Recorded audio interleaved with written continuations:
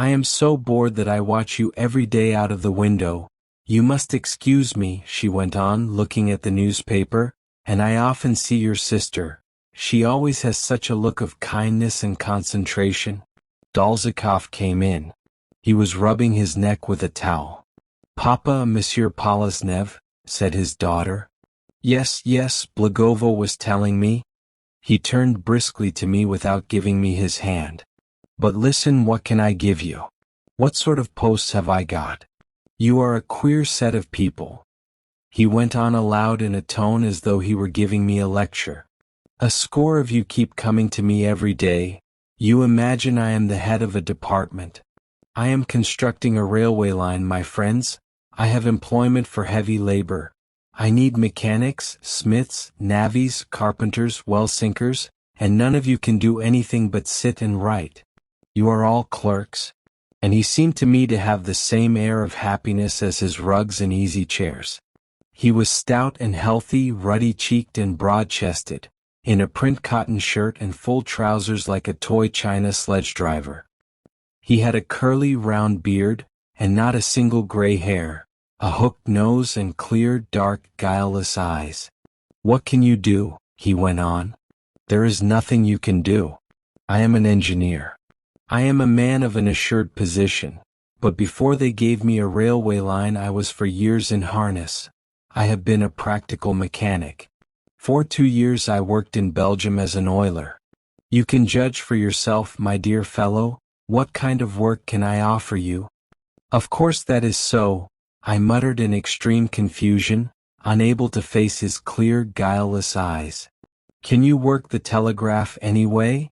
he asked after a moment's thought. "Yes, I have been a telegraph clerk."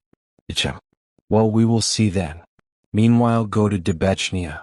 I have got a fellow there, but he is a wretched creature." "And what will my duties consist of?" I asked. "We shall see. Go there. Meanwhile I will make arrangements. Only please don't get drunk, and don't worry me with requests of any sort, or I shall send you packing." He turned away from me without even a nod. I bowed to him and his daughter, who was reading a newspaper, and went away.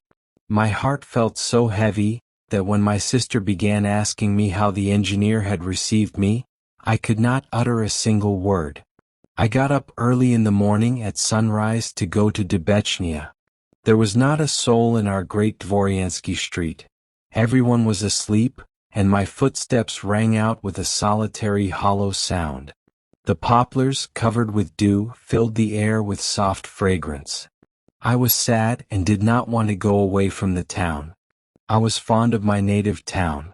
It seemed to be so beautiful and so snug. I loved the fresh greenery, the still, sunny morning, the chiming of our bells. But the people with whom I lived in this town were boring, alien to me, sometimes even repulsive. I did not like them nor understand them. I did not understand what these 65,000 people lived for and by. I knew that Kimry lived by boots, that Tula made samovars and guns, that Odessa was a seaport, but what our town was and what it did I did not know. Great Dvoryansky Street and the 2 other smartest streets lived on the interest of capital, or on salaries received by officials from the public treasury. But what the other 8 streets, which ran parallel for over 2 miles and vanished beyond the hills, lived upon, was always an insoluble riddle to me. And the way those people lived one is ashamed to describe. No garden, no theater, no decent band. The public library and the club library were only visited by Jewish youths, so that the magazines and new books lay for months uncut. Rich and well-educated people slept in close, stuffy bedrooms, on wooden bedsteads infested with bugs. Their children were kept in revoltingly dirty rooms called nurseries, and the servants, even the old and respected ones, slept on the floor in the kitchen, covered with rags. On ordinary days the houses smelt of beetroot soup, and on fast days of sturgeon cooked in sunflower oil. The food was not good and the drinking water was unwholesome. In the town council, at the governor's, at the head priests, on all sides in private houses, people had been saying for years and years that our town had not a good and cheap water supply, and that it was necessary to obtain a loan of 200,000 from the treasury for laying on water. Very rich people, of whom 3 dozen could have been counted up in our town, and who at times lost whole estates at cards, drank the polluted water too, and talked all their lives with great excitement of a loan for the water supply, and I did not understand that. It seemed to me it would have been simpler to take the 200,000 out of their own pockets and lay it out on that object. I did not know one honest man in the town. My father took bribes and imagined that they were given him out of respect for his moral qualities.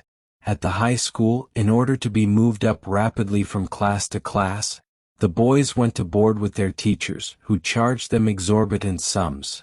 The wife of the military commander took bribes from the recruits when they were called up before the board and even deigned to accept refreshments from them, and on one occasion could not get up from her knees in church because she was drunk. The doctors took bribes, too, when the recruits came up for examination, and the town doctor and the veterinary surgeon levied a regular tax on the butchers' shops and the restaurants. At the district school they did a trade in certificates, qualifying for partial exemption from military service. The higher clergy took bribes from the humbler priests and from the church elders. At the municipal, the artisans, and all the other boards every petitioner was pursued by a shout, "Don't!" Chapter 3. A railway line was being constructed in our neighborhood. On the eve of feast days the streets were thronged with ragged fellows whom the townspeople called navvies, and of whom they were afraid.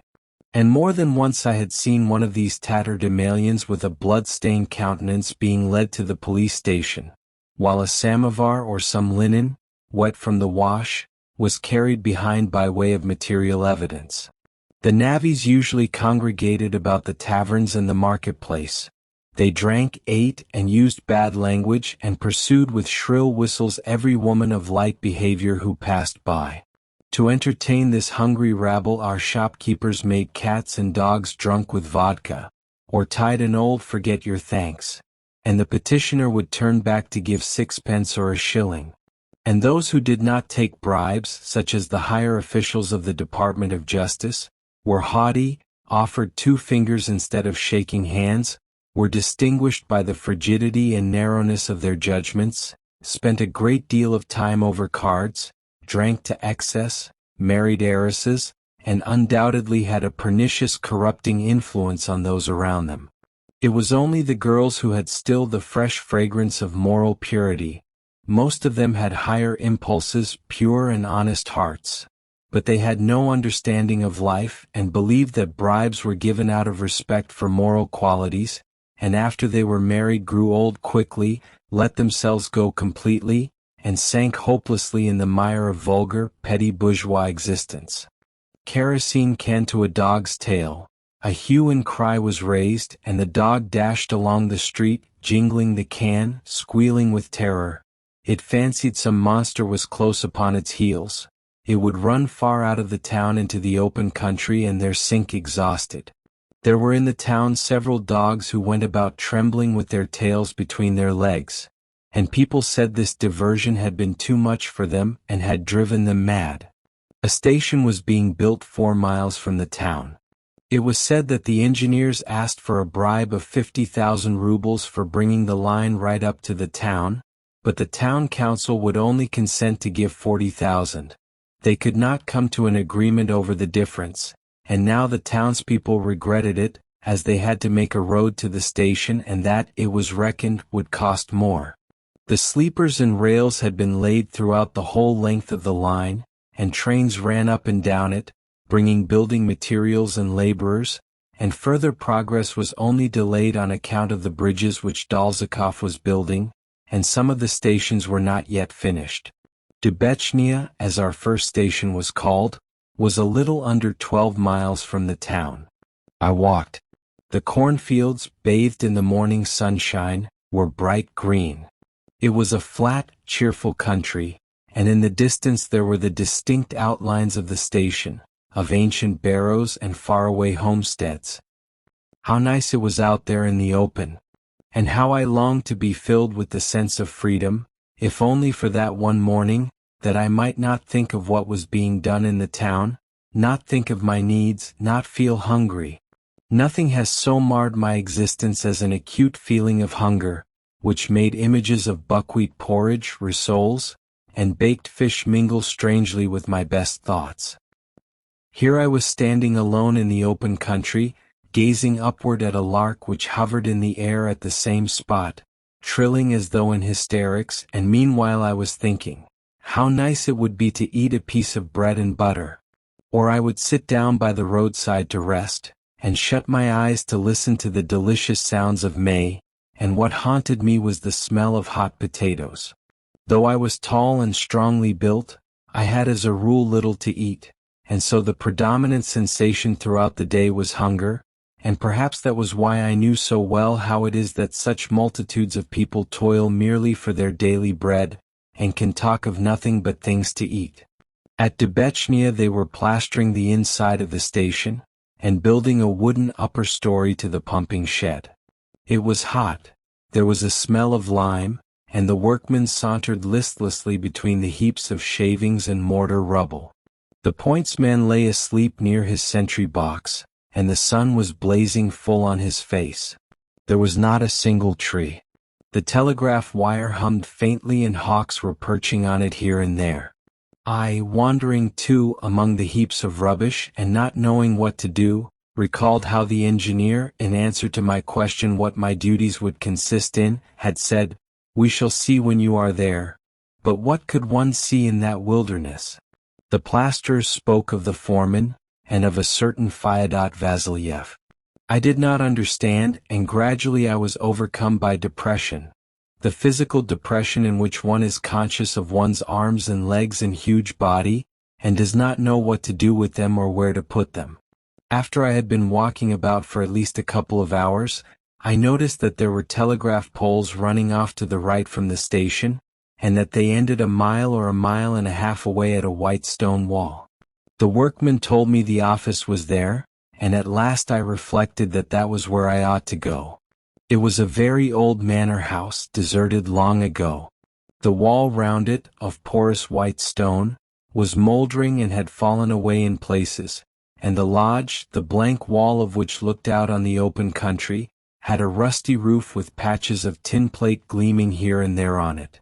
Within the gates could be seen a spacious courtyard overgrown with rough weeds, and an old manor house with sun-blinds on the windows, and a high roof red with rust. Two lodges, exactly alike, stood one on each side of the house to right and to left. One had its windows nailed up with boards. Near the other, of which the windows were open, there was washing on the line, and there were calves moving about. The last of the telegraph poles stood in the courtyard, and the wire from it ran to the window of the lodge, of which the blank wall looked out into the open country. The door stood open. I went in. By the telegraph apparatus a gentleman with a curly dark head, wearing a reefer coat made of sailcloth, was sitting at a table. He glanced at me morosely from under his brows, but immediately smiled and said, "Hello, better than nothing." It was Ivan Cheprikov, an old schoolfellow of mine, who had been expelled from the second class for smoking. We used at one time, during autumn, to catch goldfinches, finches and linnets together, and to sell them in the market early in the morning, while our parents were still in their beds.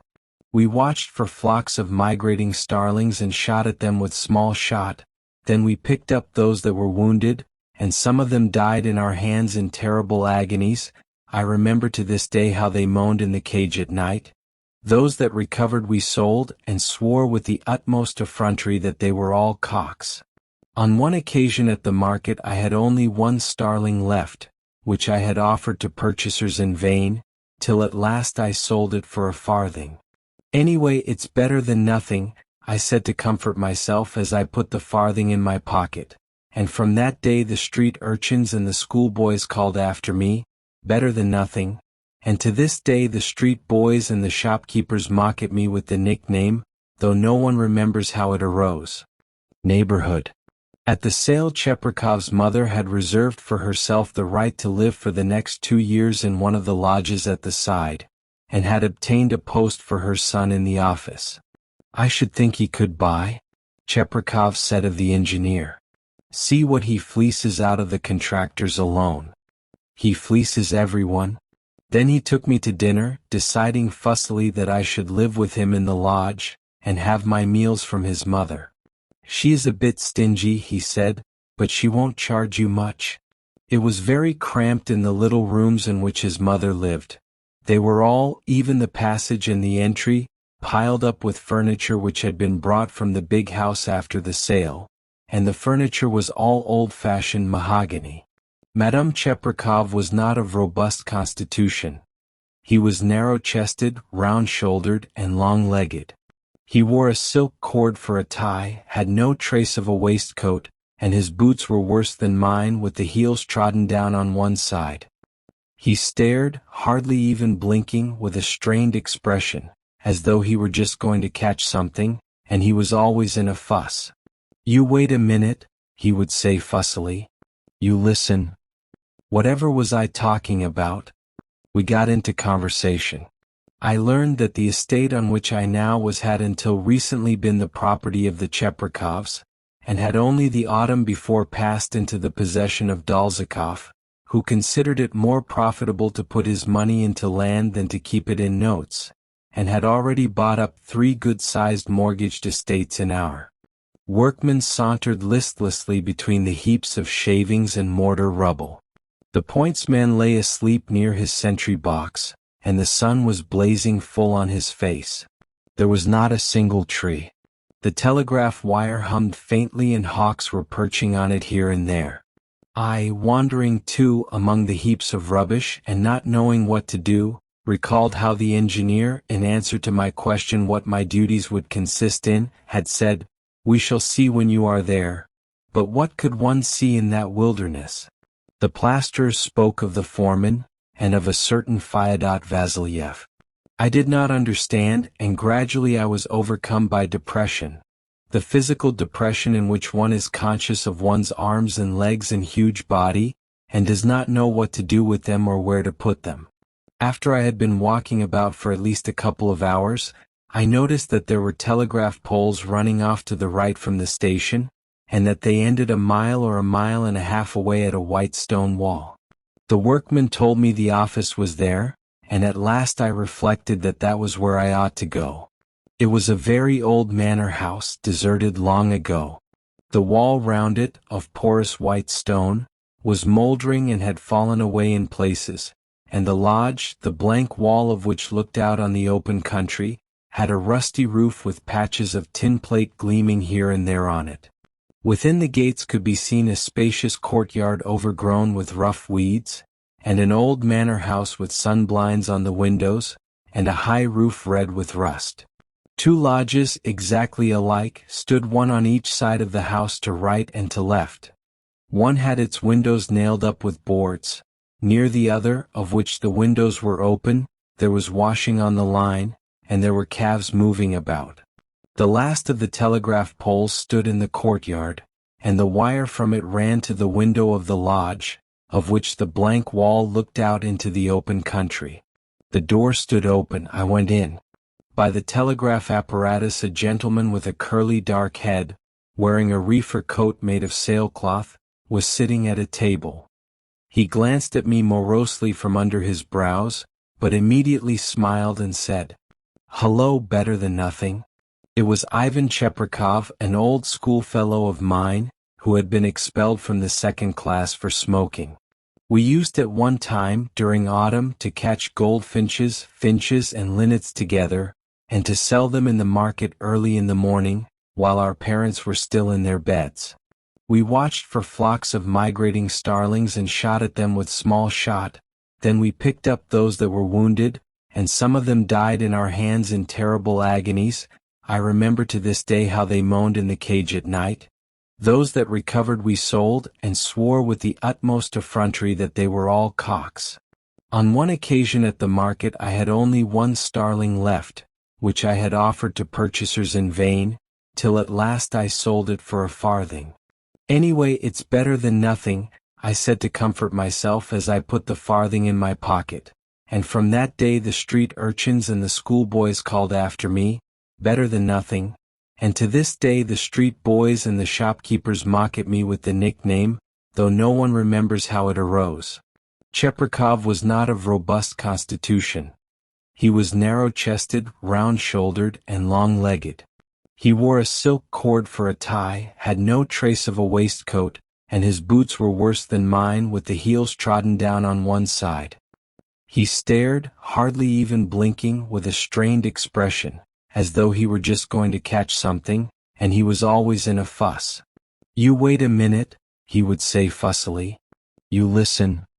Whatever was I talking about? We got into conversation.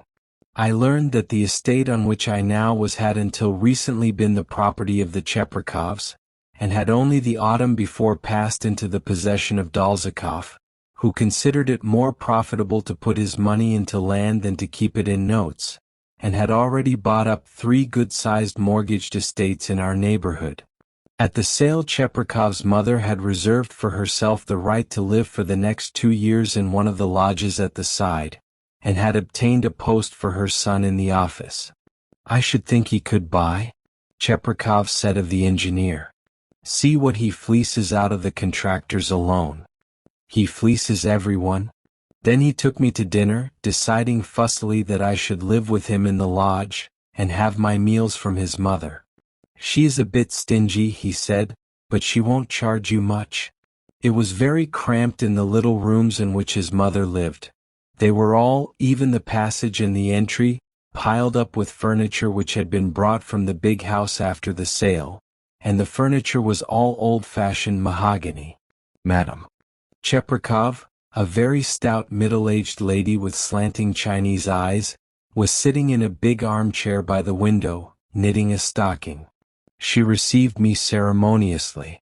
"This is Poloznev, Mama," Cheprikov introduced me. "He is going to serve here." "Are you a nobleman?" she asked in a strange, disagreeable voice. It seemed to me to sound as though fat were bubbling in her throat. "Yes," I answered.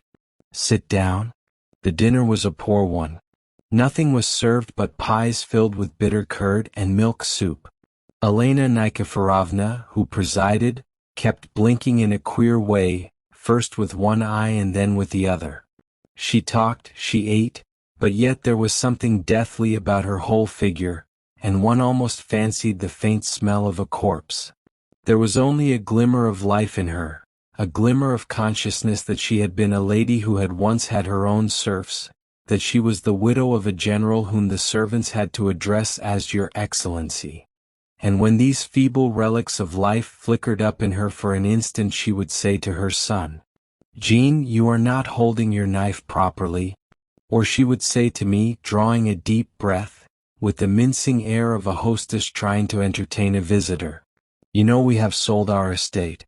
Of course, it is a pity, we are used to the place, but Dolzhikov has promised to make Jean station master of Debechnia, so we shall not have to go away, we shall live here at the station, and that is just the same as being on our own property.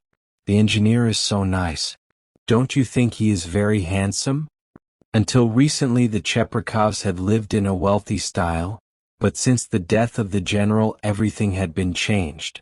Elena Nikiforovna had taken to quarreling with the neighbors, to going to law, and to not paying her bailiffs or her laborers.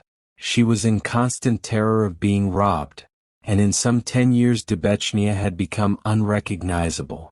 Behind the great house was an old garden which had already run wild, and was overgrown with rough weeds and bushes. I walked up and down the veranda, which was still solid and beautiful. Through the glass doors one could see a room with parquet floor, probably the drawing room, an old-fashioned piano and pictures in deep mahogany frames. There was nothing else. In the old flower beds all that remained were peonies and poppies, which lifted their white and bright red heads above the grass. Young maples and elms, already nibbled by the cows, grew beside the paths, drawn up and hindering each other's growth. The garden was thickly overgrown and seemed impassable, but this was only near the house, where there stood poplars, fir trees and old lime trees, all of the same age, relics of the former avenues. Further on, beyond them the garden had been cleared for the sake of hay, and here it was not moist and stuffy, and there were no spiders' webs in one's mouth and eyes. A light breeze was blowing. The further one went the more open it was, and here in the open space were cherries, plums, and spreading apple trees, disfigured by props and by canker, and pear trees so tall that one could not believe they were pear trees. This part of the garden was let to some shopkeepers of the town, and it was protected from thieves and starlings by a feeble-minded peasant who lived in a shanty in it.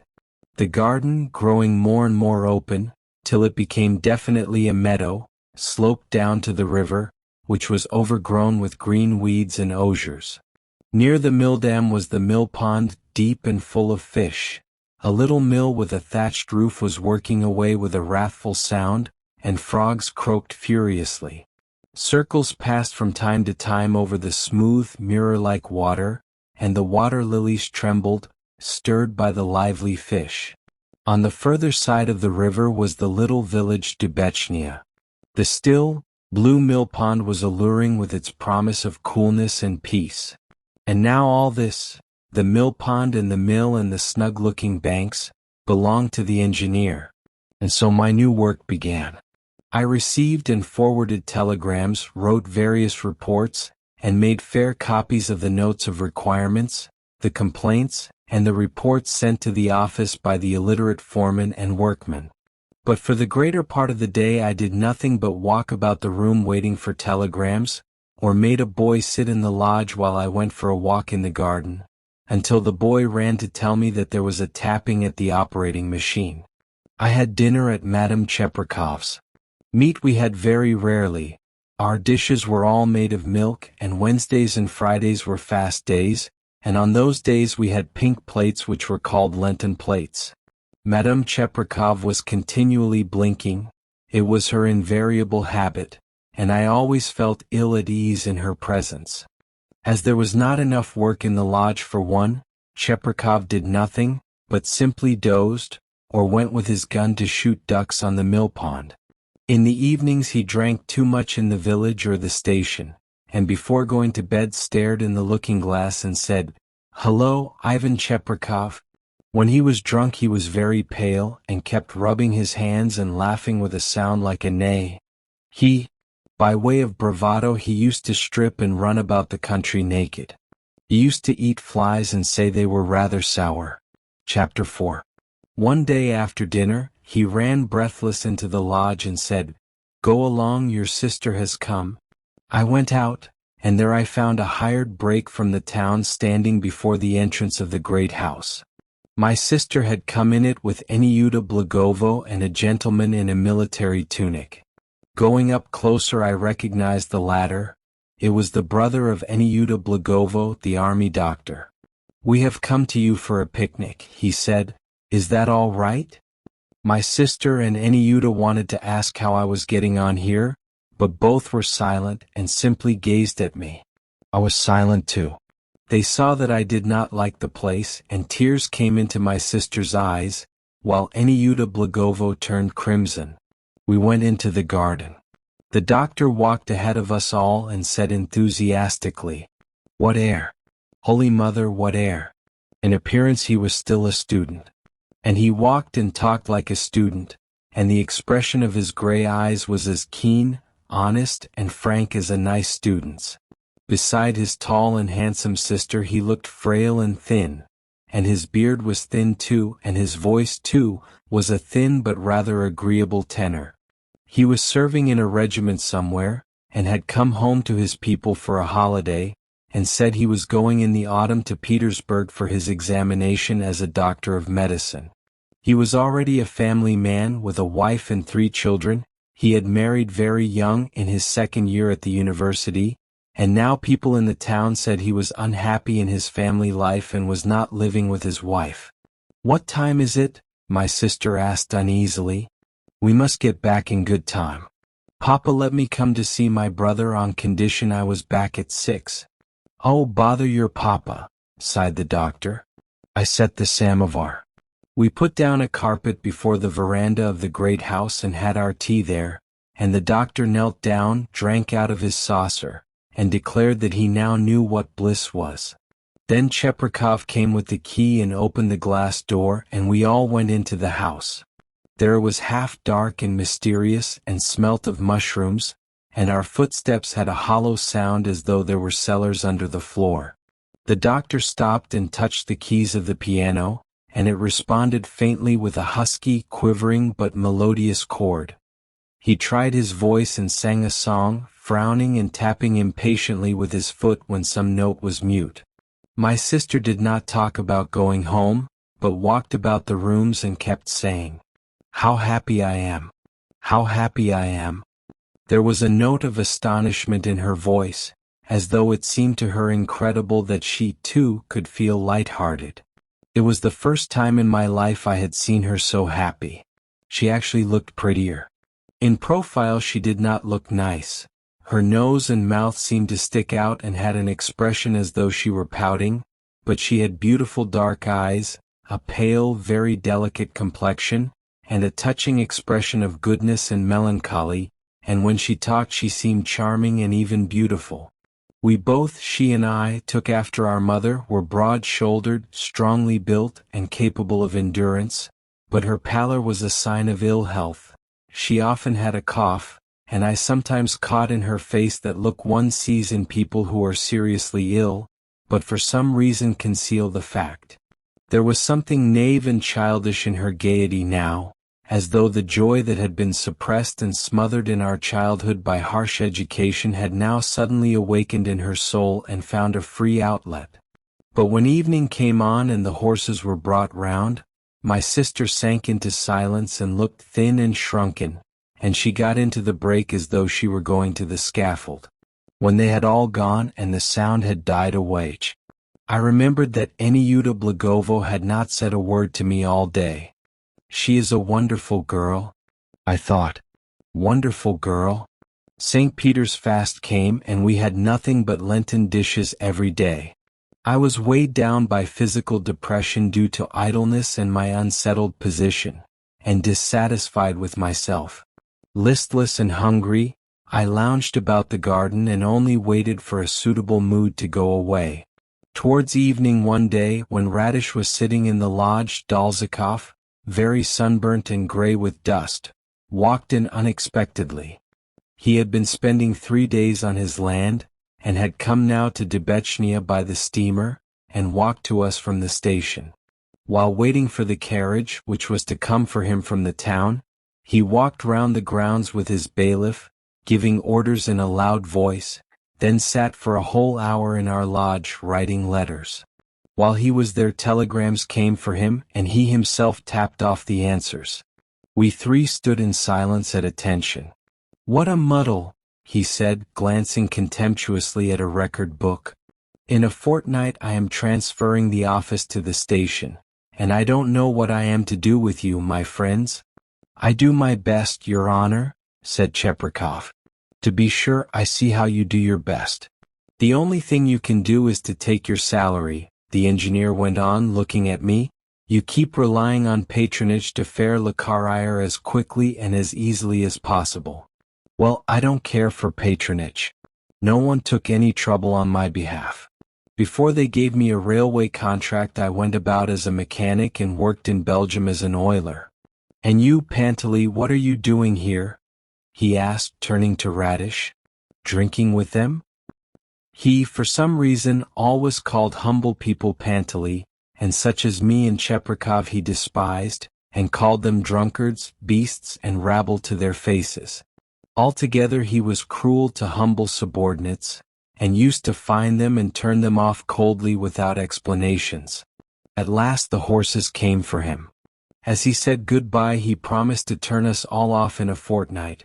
He called his bailiff a blockhead, and then, lolling at ease in his carriage, drove back to the town. "Andrei Ivanich," I said to Radish, "take me on as a workman." "Oh, all right." And we set off together in the direction of the town. When the station and the big house with its buildings were left behind I asked, "Andrei Ivanich, why did you come to Debechnia this evening?" "In the first place my fellows are working on the line, and in the second place I came to pay the general's lady my interest. Last year I borrowed 50 rubles from her, and I pay her now a ruble a month interest. The painter stopped and took me by the button. Mikhail Alexeyevich, our angel, he went on. The way I look at it is that if any man, gentle or simple, takes even the smallest interest, he is doing evil. There cannot be truth and justice in such a man. Radish, lean, pale, dreadful looking, shut his eyes, shook his head, and in the tone of a philosopher pronounced, "Lice consume the grass, rust consumes the iron, and lying the soul. Lord, have mercy upon us sinners." Chapter 5. Radish was not practical, and was not at all good at forming an estimate. He took more work than he could get through, and when calculating he was agitated, lost his head, and so was almost always out of pocket over his jobs. He undertook painting, glazing, paper hanging, and even tiling roofs, and I can remember his running about for 3 days to find tilers for the sake of a paltry job. He was a first-rate workman. He sometimes earned as much as 10 rubles a day, and if it had not been for the desire at all costs to be a master, and to be called a contractor, he would probably have had plenty of money. He was paid by the job, but he paid me and the other workmen by the day from 1 and 2 to 2 shillings a day. When it was fine and dry we did all kinds of outside work, chiefly painting roofs. When I was new to the work it made my feet burn as though I were walking on hot bricks, and when I put on felt boots they were hotter than ever. But this was only at first. Later on I got used to it and everything went swimmingly.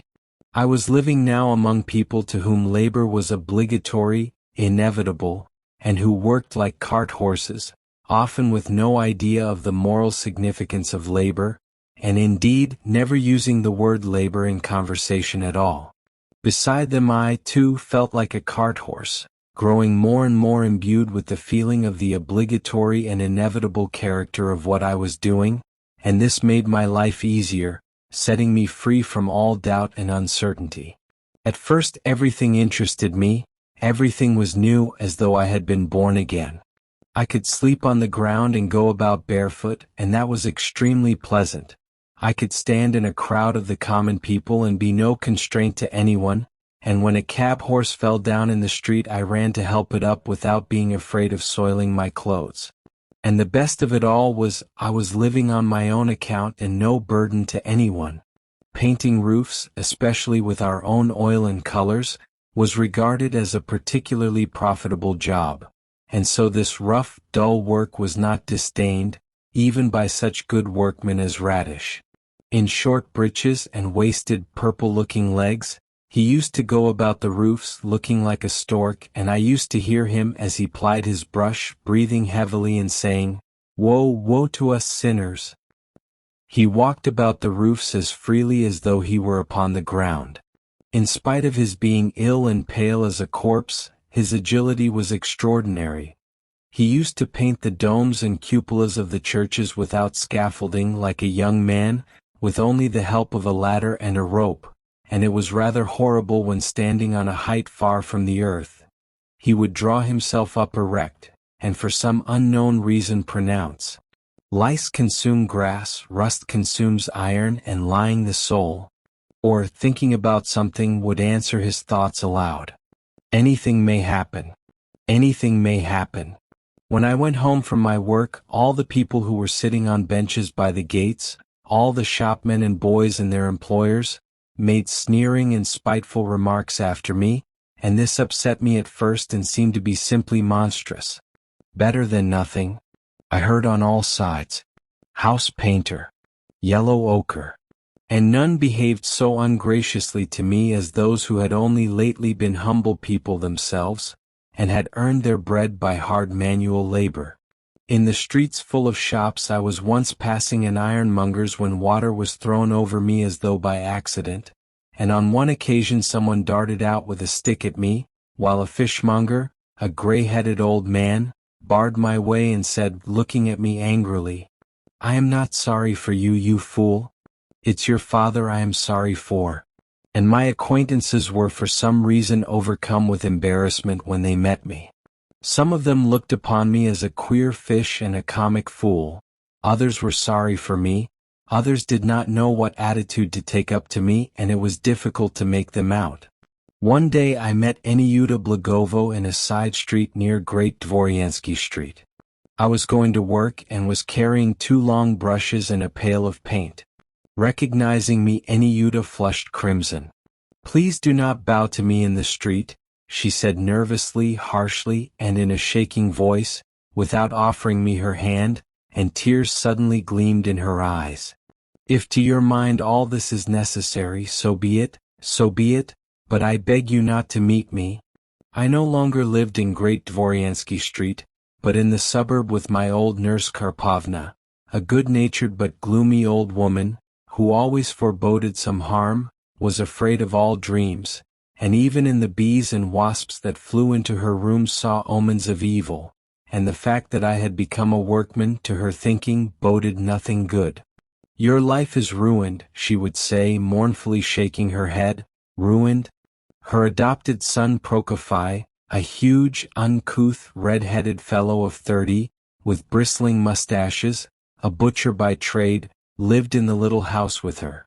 When he met me in the passage he would make way for me in respectful silence, and if he was drunk he would salute me with all 5 fingers at once. He used to have supper in the evening, and through the partition wall of boards I could hear him clear his throat and sigh as he drank off glass after glass. "Mama," he would call in an undertone. "Well?" Karpovna, who was passionately devoted to her adopted son, would respond, "What is it, sonny?"